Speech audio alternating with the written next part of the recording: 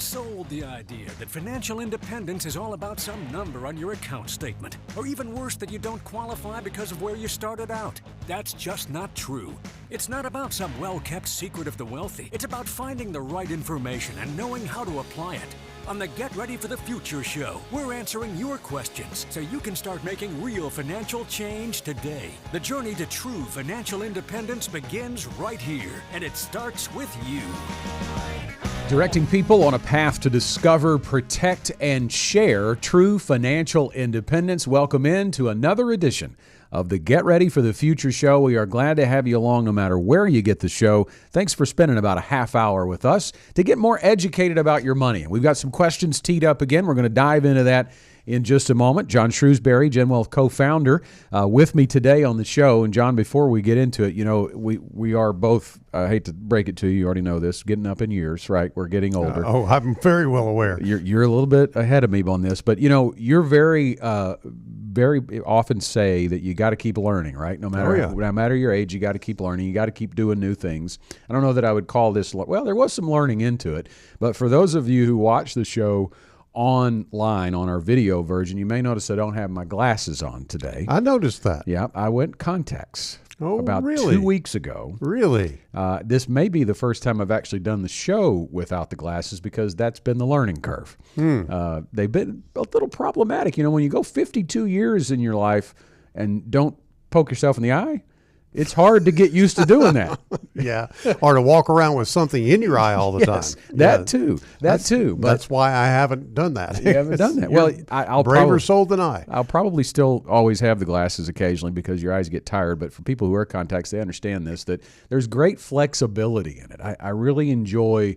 You know, the first day that I had them in, I went to put a little gel in my hair, and I realized I really hadn't seen the top of my head in a while because you can't really see the top of your head when you have glasses on, because if you tilt your head down in the mirror, your eyes go above your glasses, right? It's a little more difficult to do. The things that you thought you'd never hear on the Get Ready for the Future show from Scott Inman. There you go. You got to have a warmer, you know. You got to get into the show with some warm talk. But I noticed on the monitor when you started talking, I was something's different there. He doesn't have his glasses on. This ought to be fun. I didn't know you'd gone contacts. So that's cool. The education never stops. You should always be learning. That's right. That's the takeaway here. That's right. And we hope you learned something today. So let's dive right into our questions today. We've got Cindy first up from Little Rock, and she writes, I just turned 65 and still work 30 hours a week at a small company with no health insurance.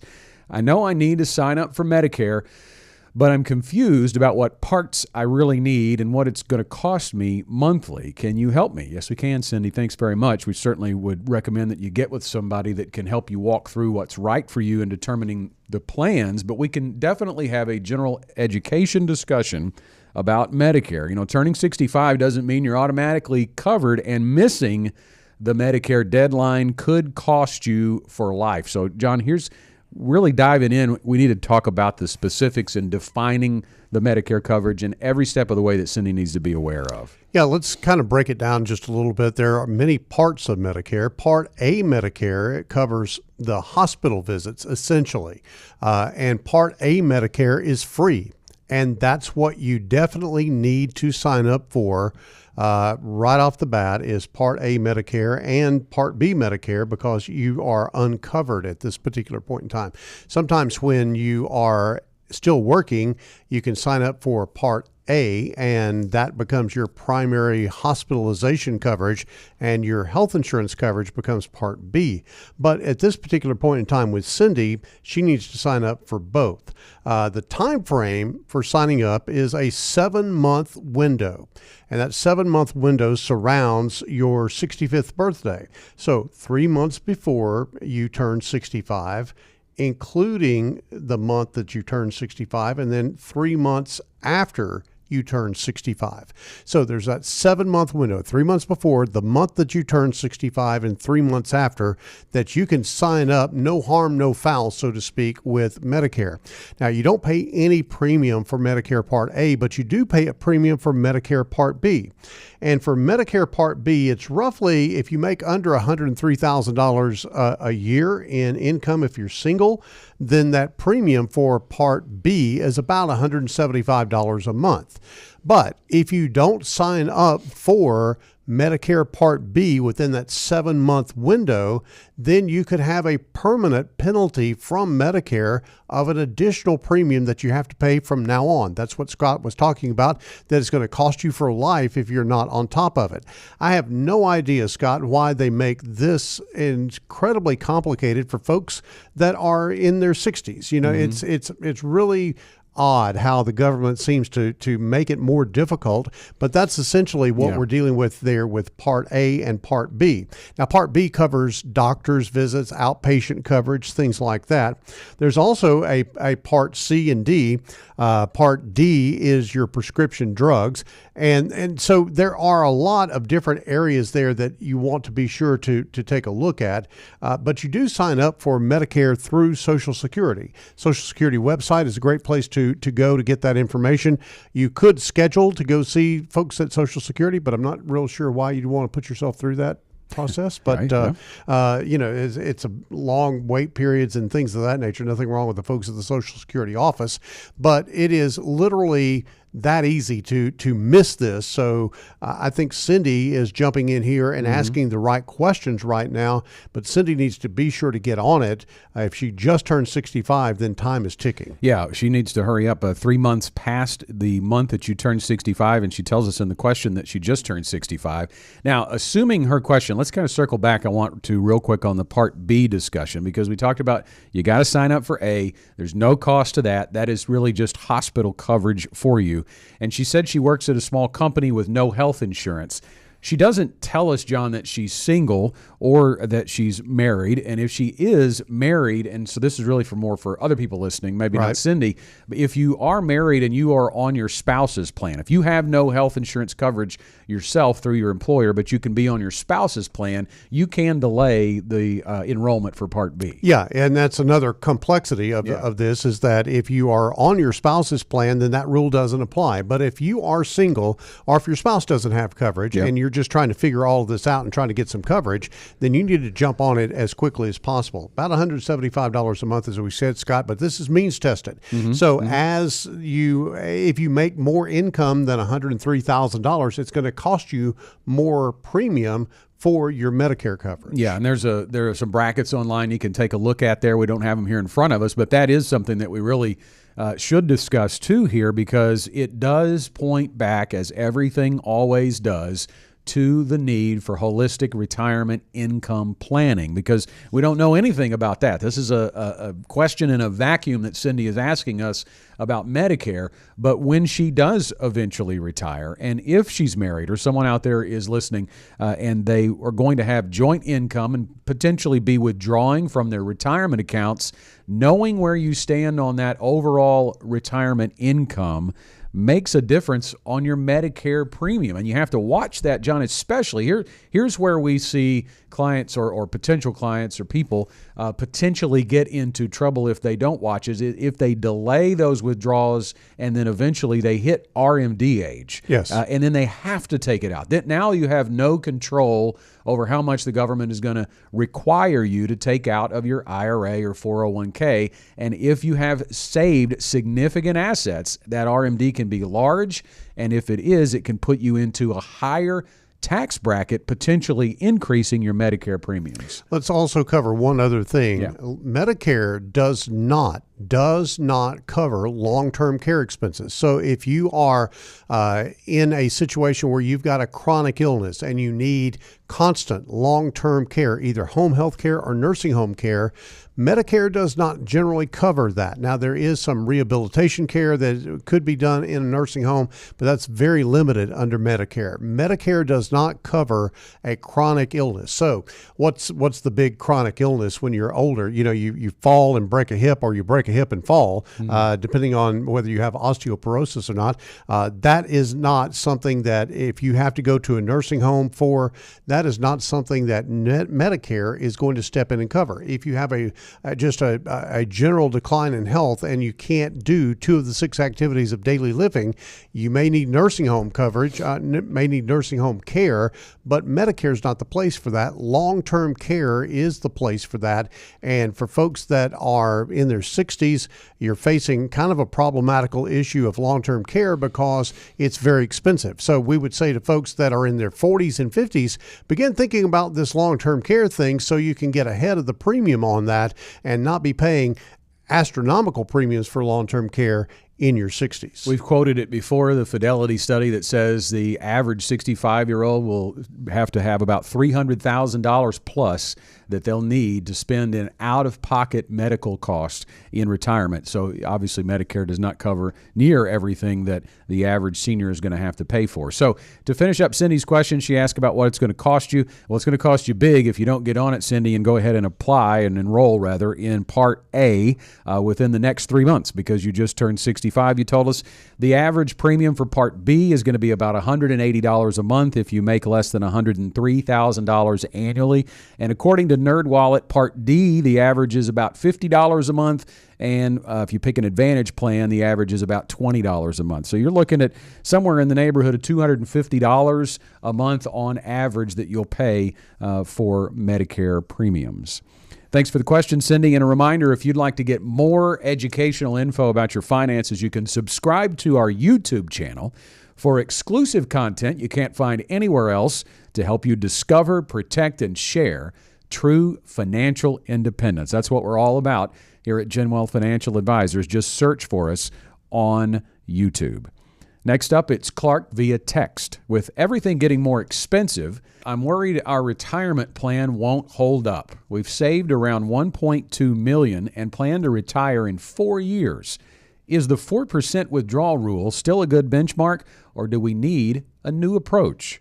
Clark, thanks for the question. Listen, the old 4% rule might not cut it anymore. I'm not sure if it really probably ever was the best way, but inflation, longevity, and market swings, and we're going to get into that in detail, demand a smarter withdrawal strategy. And John, the 4% rule is something that I think it's the easy button, right? Or it is billed as the easy button. If you don't have a really good plan, a robust, dynamic withdrawal strategy, and then this is really kind of just the rule of thumb, which we often say is the rule of dumb. Yeah, and you could consider the 4% rule to be good enough.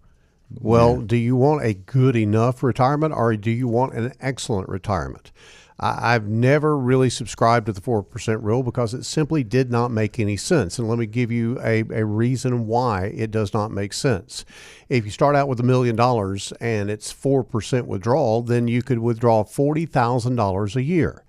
Now, if that $1 million goes down by your 4% withdrawal by $40,000, and then the market takes it down even further, and let's say it goes down to $900,000, now 4% is $36,000, which is $4,000 less money, or 10% less money per year that you would withdraw off of that new 4% withdrawal rate.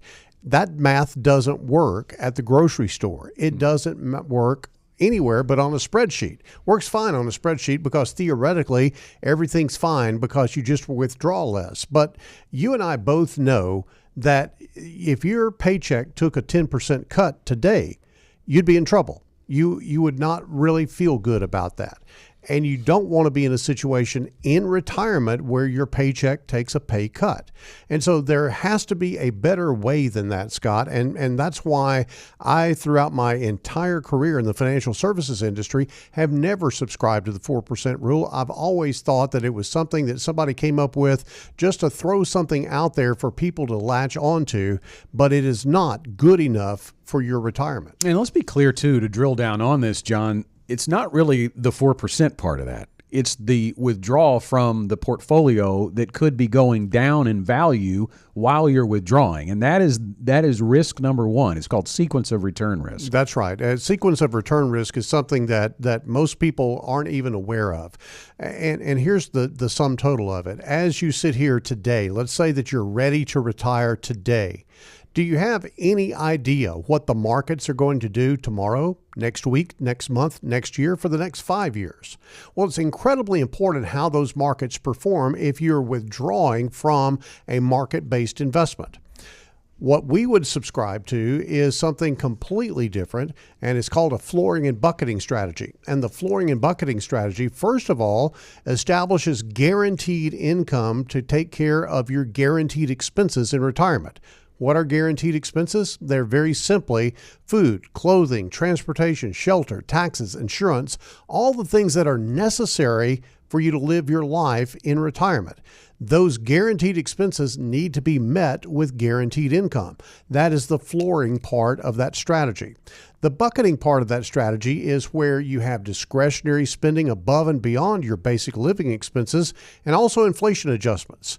That bucketing strategy we subscribe to really does divide up the rest of your portfolio into different segments that are allocated to time. If you're watching on our live feed or on YouTube, you see a graphic of this where you have different buckets where you place money into those proverbial buckets, and you then withdraw from the conservative bucket. And as you make profits in the moderate and growth buckets, then you waterfall those profits or harvest those profits and put them in what we call the conservative storehouse buckets. And therefore, you've got money on an ongoing basis that you can withdraw for your income for discretionary expenses and inflation adjustments and not have to sell something when it's down because you have that conservative reserve fund over there to be able to draw from. The bottom line is it's about controlling what you can control. And with that bucketing strategy, you are controlling when you sell something and what you sell. So the conservative investments are not built to move as the market moves. It should be more stable so that you can draw a consistent monthly income from bucket one. And then each bucket out takes on a little more risk because we are looking for more return. And the reason that we need to do that is risk number two. We talked about sequence of return risk, which is why you need to control what you're selling and when you sell it. But you also have to remain in growth with a portion of your portfolio because you have to outpace inflation risk. And I always stop when I say inflation risk because it's not a risk, it's a certainty. Inflation means that the prices are going to go up and your dollars are going to buy less. So if we build a retirement income plan for our clients that starts at $6,000 a month with all of their income sources, 20 years from now, it's going to need to be twice that to buy the same goods, the same things in retirement. So you have to have that growth component on the back end because a lot of people tend to get too conservative in their retirement years, John, because we hear this all the time. I don't have time to make that money back if I lose it. But the reality is you're not losing it if you don't sell it. And with the bucketing strategy, I tell people in the growth bucket, you're still 40 years old. You have time. That's right. And you have to think about this whole inflation risk thing that, as Scott said, it is a certainty. It is going to happen. And you would not take a job today and say, oh, all right, for the next 20 or 30 years, I'm good on the salary that I've got. You would want an inflation adjustment. You would want a bump in income. You would want some way to increase your income over time. And you've got to have that in your retirement plan as well. Scott, let's also talk about the longevity risk and why the 4% rule doesn't work there. Because if you have that sequence risk working against you, you have market volatility going on and what have you, then likely you may run out of money before you run out of time. And that is the longevity risk, or the risk of living too long, if you can think about that as a risk, and running your bucket dry. And that's something that we prevent in the flooring and bucketing strategy that we call the ready to retire process by having sort of a stopgap, a backstop, if you will, of money that grows over time that does give you a hedge against longevity. Now, it took us a little while to explain that, right? So do you want your retirement based on an arbitrary 4% rule that really is not specific to your situation?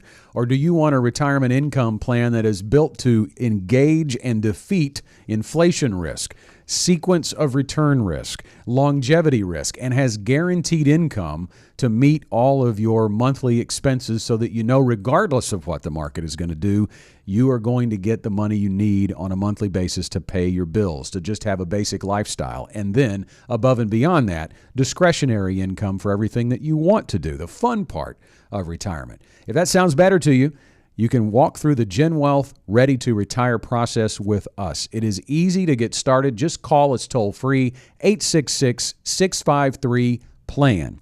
That's 866-653-7526 to set up an appointment with a GenWealth financial advisor. And that first appointment is absolutely free. It's just a conversation. We'll ask you to bring some things, and also it'll be a discussion about your goals in retirement, and we'll be able to figure out if we're a match for you, and if so, you can schedule that next appointment and move forward, walking through the GenWealth Ready to Retire process. But no risk on that first appointment. It's not going to cost you anything to sit down with an advisor, and we have offices near you in Little Rock, Hot Springs, Bryant, Conway, El Dorado, and Northwest Louisiana. So let's get started today to protect your true financial independence. This is the question of the week. We liked it, Clark, and for being the question of the week, we're going to give you a Get Ready for the Future show tumbler. You just need to claim it by emailing us.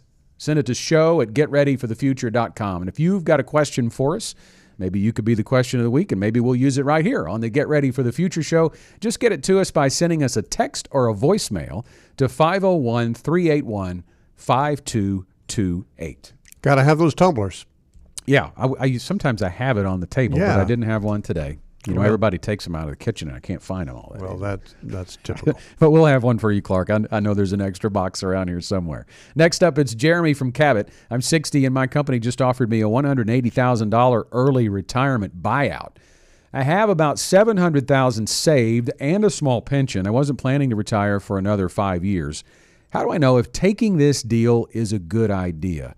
Well, getting paid to walk away sounds great, but we've got a few questions to ask about it first. Yeah, I think that the first question is, and I think I know the answer to this question, that $180,000 is probably going to be taxable to you. So it's not going to be $180,000 when you get your hands on it. It's going to be something less, unless there is some way to defer it into some type of retirement program.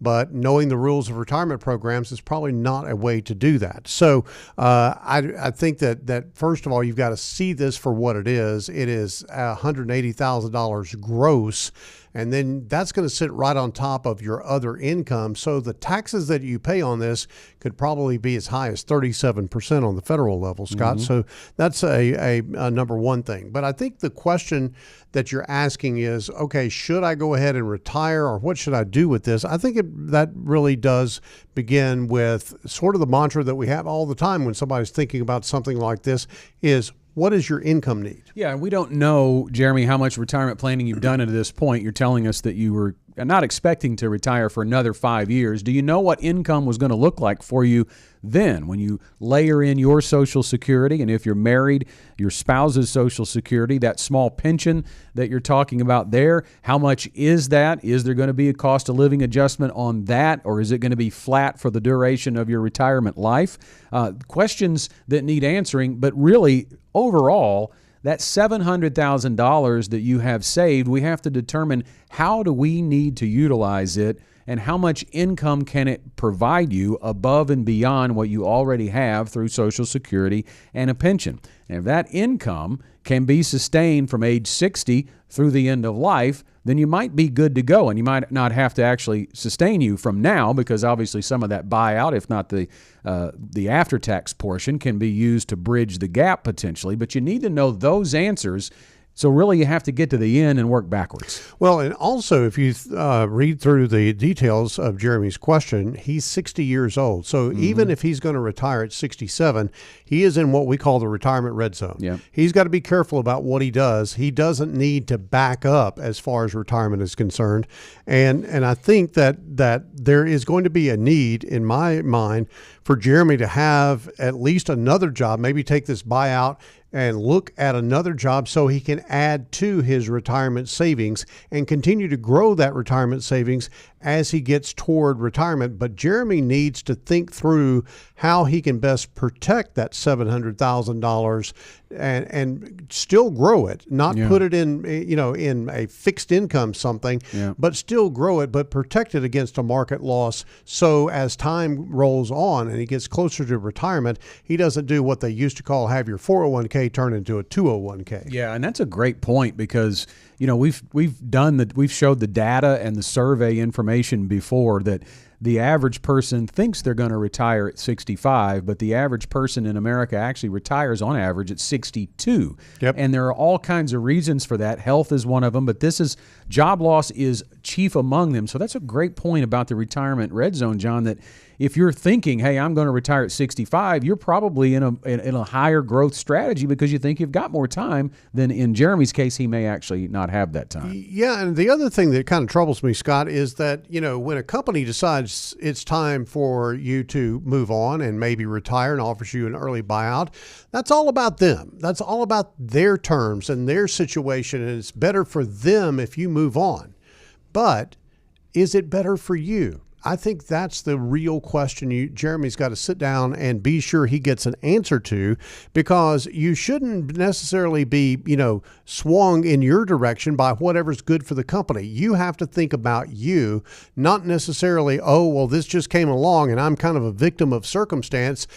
You are, you're either a victim or you're a victor. And so if you're going to be a victor, you have to think about what is best for my retirement. What is it that I'm trying to achieve, and what are my options that I have in looking at this? And this is where, Scott, I believe that sitting down with a financial advisor can give someone clarity, because very often you get down a rabbit hole in thinking about things like this because the company that you've worked for has said, here, go do this. Yeah. And I don't know if this is an optional buyout or what this might be, but even if it's not optional, is it worthy of you, just stopping work at this particular point in time? And I don't think the numbers necessarily bear that out for Jeremy. Yeah, there's the mental aspect of that. There's a lot to discuss there, Jeremy. And as John said, sitting down with a financial advisor to build a plan and have a discussion with you is paramount there. I would certainly recommend doing that. Time for one more question on the show today from Adrian and Maumelle. We've always managed our finances ourselves, but we're now 63 and 64 with about $950,000 saved. No pension, just Social Security and investments.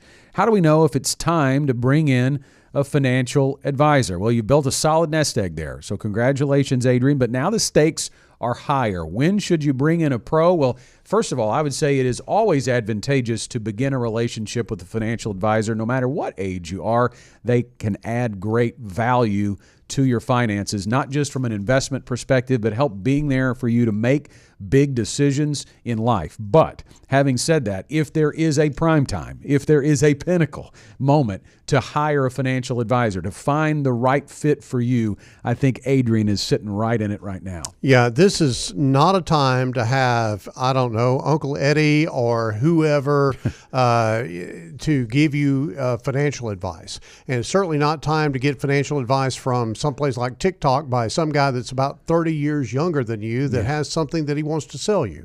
This is where you want to call in a pro. Scott, this is very much like if you are at your PCP's office, say your doctor, and he says, hey, I detect some things here that you probably have an issue from a cardiology standpoint. Are you going to go and just talk to any doctor, or are you going to try to find not only a good cardiologist, but the best that you can find to help you make a great decision about how to go forward? Well, we all know what we would do in that situation if all conditions were equal.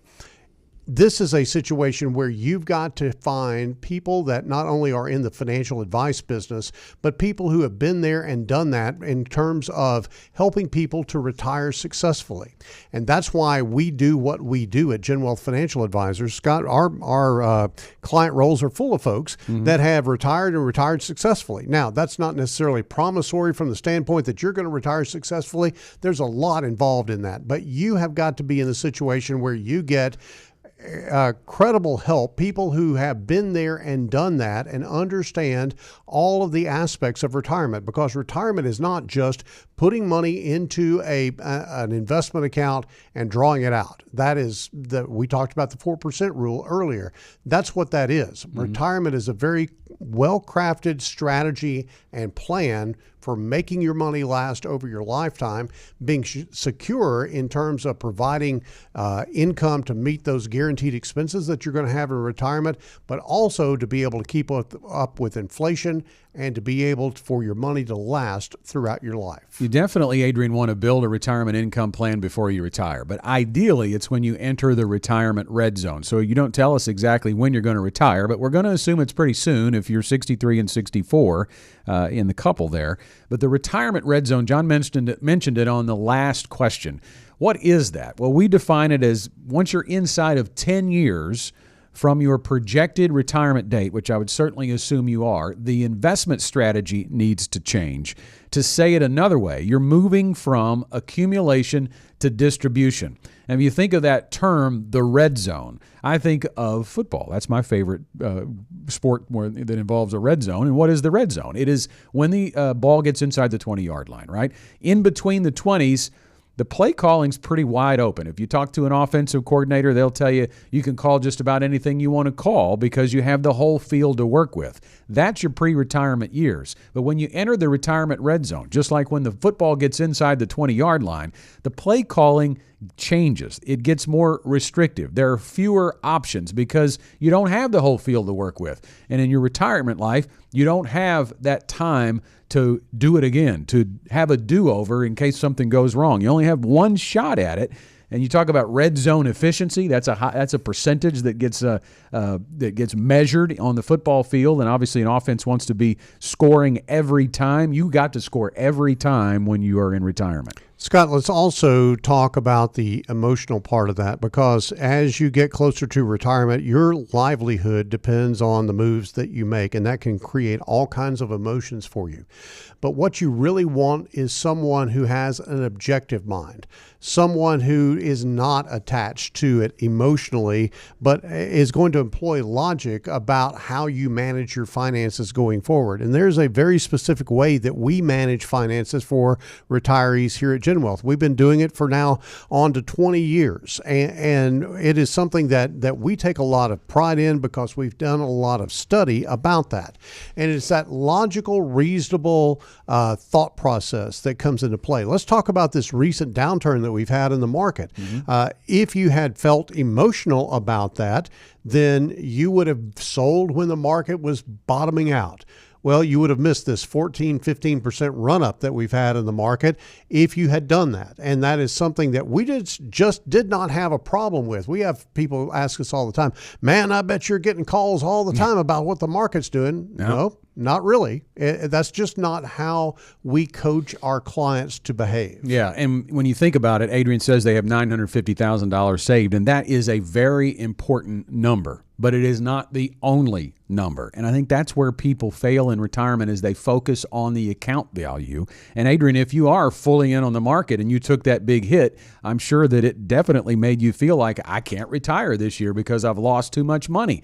But if you have a plan, first of all, you're going to be more diversified. So you're not going to take the full brunt of the S&P 500 downturn. So that's going to make you feel better, first of all. And if you're in an investment strategy that lines out your bucketing like we talked about earlier in the show, then you're going to know that your income has not been affected in the same way that the account value has. It takes the focus and places it on income rather than on the account value. And income, after all, is the outcome that we are seeking in retirement. And I think that's key as we hear the final bell there, and it's time to wrap this thing up. Had some great questions about retirement planning today in general, all the way from Medicare to investment strategies to hiring a financial advisor. John, what's your final thought? Well, my final thought is that the coach is the key. If you think about all the great players that have ever played any sport, they all had a great coach. And that coach did not play the game for them, but they helped them to think through the mental aspect of it, the strategy, the tactics that they were going to use on the court or on the field or whatever the case may be. You are in your biggest game of your life when you're about ready to retire from a financial standpoint. You've got to map out for yourself how you're going to create a replacement to the paycheck that you've been using and been earning all of these years. Because when you walk out on that last day, very likely your paycheck stops. I don't know many employers that keep paying people after they retire. So you've got to have that strategy in place. And I don't think you want to go it alone. I think you do have to fend for yourself, but I think you have to do that with the help of a very competent, a well-skilled retirement planning advisor. And that's what we offer here at GenWealth Financial Advisors. And let me take it off of retirement and back onto true financial independence for my final thought. I'm 52 years old and I've got a plan for my financial independence day, right? So really, it's not necessarily for me about retiring. It's just knowing that I could if I needed to. For some people, it will be. Financial independence and retirement may be the same thing, but it may not be. It may just mean that you work because you want to, not because you have to. Do you have a plan for true financial independence? If not, reach out to us and call toll-free 866-653-PLAN. That's 866-653-7526 to get started today. And that's all the time we have for this week's Get Ready for the Future show. Great questions this week, and we encourage you to send us one. Send it to us via text or an email, show@getreadyforthefuture.com. You can text or leave a voicemail at 501-381-5228. We'll see you again next time. The GenWealth financial team is available to you 24/7 at info@getreadyforthefuture.com or call our offices at 866-653-PLAN. That's 866-653-7526. You should personally consult a financial advisor before making any investment, and no strategy can assure success. Securities offered through LPL Financial. Member FINRA SIPC. Investment advice offered through Independent Advisor Alliance. Independent Advisor Alliance and GenWealth Financial Advisors are separate entities from LPL Financial.